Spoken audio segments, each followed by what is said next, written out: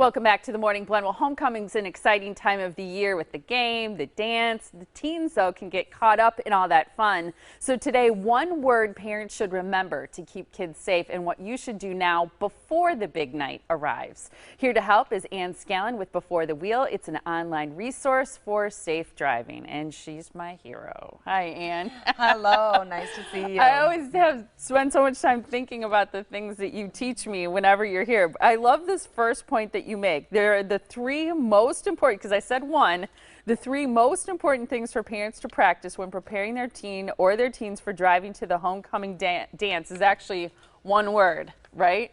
Available. Available. Available, available, available. What are the things they should be available for? Available to listen to your teen, so that your teen has an opportunity to open up about situations that may already be occurring. And don't judge along with that, And right? do not judge. And I always say, don't give me any names. Yep, Just, okay. So then that way you kind of get that free flow of information. Right. To share tips or experiences that you've had. Mm-hmm. And well, you and I were just talking about a couple times we've been in sort of scary driving situations when we've been really, something's been on our mind and we've been really thinking. Right, right. So if you're focusing on the wrong thing, you may not be texting or anything, but your brain is somewhere else. Yeah. So, and then the last available is really to be available the evening, you know, it's usually 2 evenings, the game night and then the dance night.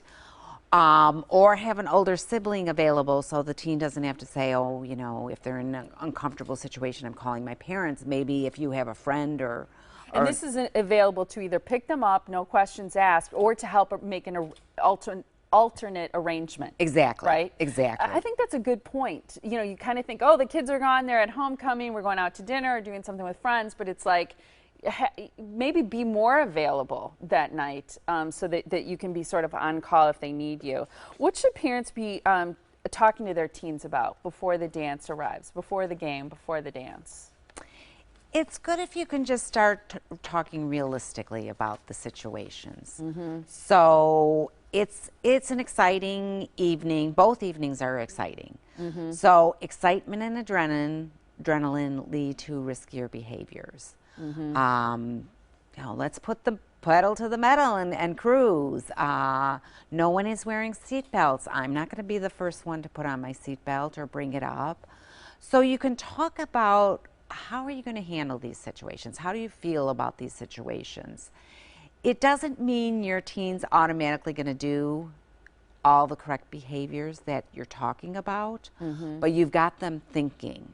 Mm-hmm. There's a risk involved. See, the thing is when they're with the other teens, they're not thinking, oh, there's a risk involved in this. So you get them thinking, you know, no seat belts. Well, there's a reason for seat belts. Are you going to go up on that roller coaster and not have a bar, you know, holding you back? Right, yeah. Because teens really aren't that likely to blurt things out like, oh, my best friend texts while she's driving. Or I didn't feel like wearing my seatbelt because none of my friends were. Or, you know, I love cruising and having the music blaring. That kind of stuff. Right. Yeah, so you've got to create that opening by having general conversations so they feel comfortable.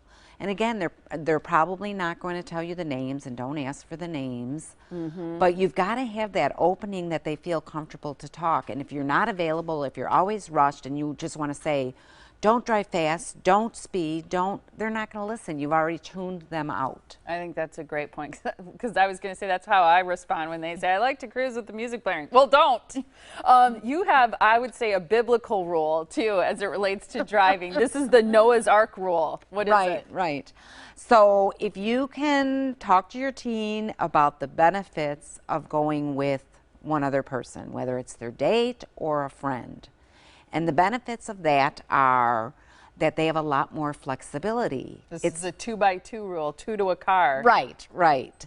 Mm-hmm. And so they have a lot more flexibility. So if they want to go to the photos and then they want to make another stop afterwards, they don't have to get 4 or 5 people to agree.